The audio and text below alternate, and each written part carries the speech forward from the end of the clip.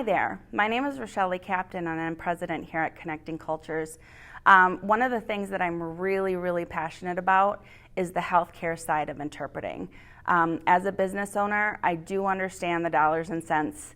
I do understand the complexities of organizations and changes, and healthcare has changed a lot in the last 20 years.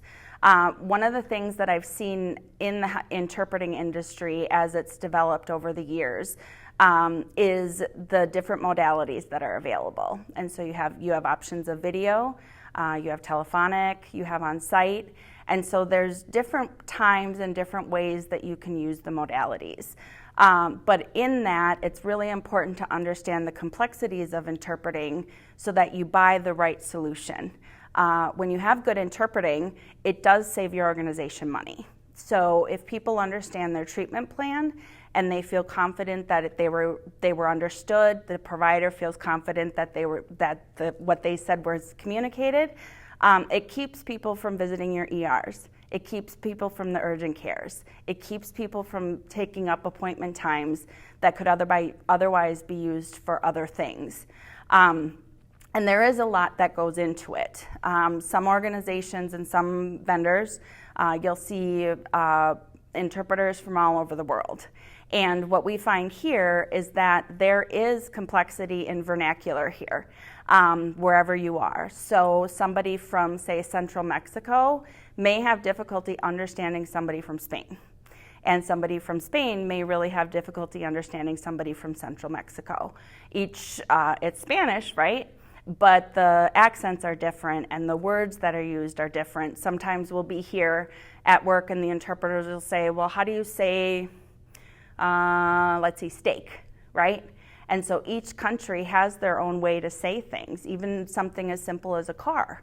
What you call a car can be different. And so some examples of this, some of the complexities, not quite the words, but there was a woman who had a really strong local accent from her native country. And so she would say things that there was no way even somebody from her country would understand. And so what she'd do is she'd bring her son. And so when the son was there, the son would listen to his mom, right?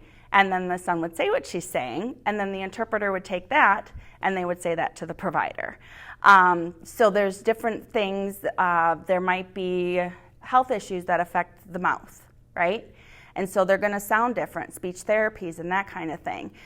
There really are different things, and so when you have somebody who's trained, they're going to be able to do that. And training needs to be beyond 40-hour course, which is a good start. It needs to go beyond basic training and classes. It really needs to be things that get interpreters in the field, in healthcare, and they can do it all the time. So at Connecting Cultures, when I was designing our process, I worked as an interpreter, loved it, fell in love with it, but I knew that there was a better way. And so here, all we've done for 20 years is specialize in healthcare.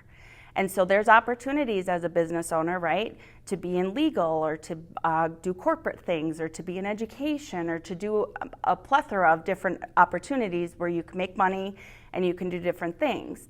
But what works here is healthcare is its own living, breathing industry. It has its own language, it has its own culture, and so all of our interpreters are full-time. And part-time, our part-time interpreters are part-time like any job, whether you worked at Best Buy or Target, or maybe you work at AT&T full-time, right? So that's the way our interpreters work. But they're in healthcare all day, every day. And the thing with interpreters too is that they work with administration, they work with registration, they work with anesthesiology, they work with oncology, they work with primary care. They work with every single aspect of healthcare.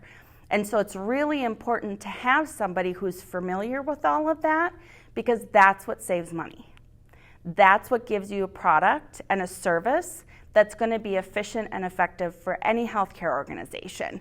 So I get really passionate about that, because every day it might be a patient who's crying, or it might be a patient who doesn't know what's wrong, and they have so many things that they're working with and they don't know what to do.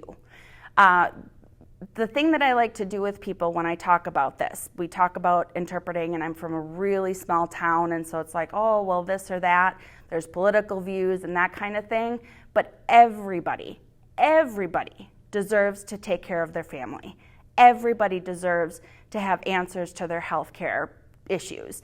It's scary. I went through certain things myself, but when a friend of mine had her dad passed, and it was a very abrupt passing, and her husband said, oh my goodness, like, I don't understand how the nurses can do this. It's so hard when people are passing on and are at end of life. And I said to him, I'm like, you know, everybody needs to understand, and people in healthcare are special. We do this for a reason. It's a calling. But when you go through something that's so critical and so traumatic, just think about what it would be like to not understand, what it would be like to not be able to receive the empathy and the compassion that healthcare offers, that your providing team offers.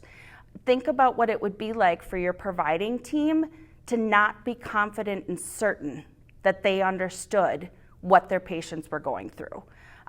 There was an appointment we had once. It was a delivery, and it was a stillborn. And so the interpreter was there, and the doctors could cry with the patients. They could express their sadness. They could express their care. And so even though you can't fix those things, it is what it is, you're able to communicate that, and everybody trusts it. A different time, we had one of our team members walking through that didn't speak the language of the interpreter. And the interpreter was saying something about, oh, well, I lost my daughter, but I gained a grandson. And the way the interpreter was saying it matched the tone, the feeling, the voice of what the patient was saying to the provider. And so it was very impactful for her, excuse my hair, it was very impactful for her because she could feel it. And so there's matching the tone, the register, understanding the simplicities and the complexities of both languages, but also healthcare. So there's a lot that goes into interpreting, and instead of having it be a commodity, I really think that it needs to be elevated to the point of being a profession within healthcare, just like any other. And we've seen it work here. It's not about the encounter, it's about training, it's about coaching, it's about experience, it's about problem solving. It's about making sure that the dollars and cents are being spent on something of true value for an organization. So next time you're looking at language services, think about that a little bit. Put yourself in the shoes of the provider and of the patient. And when you're purchasing things, make sure you find out where people are from, what they're doing, what their training is, how often they're in healthcare. You find companies, I hear it all the time, where people pop on to buy a pair of shoes and then they're off. 15 minutes a month, a little bit longer, but it's not something that can happen, and there's too many good interpreters that are leaving their jobs in the profession because they can't find steady work. There's a lot of changes happening in healthcare, there's a lot of merging, there's a lot of switching, there's a lot of business decisions being made. Totally get it. That's what happens. That's the age in which we live.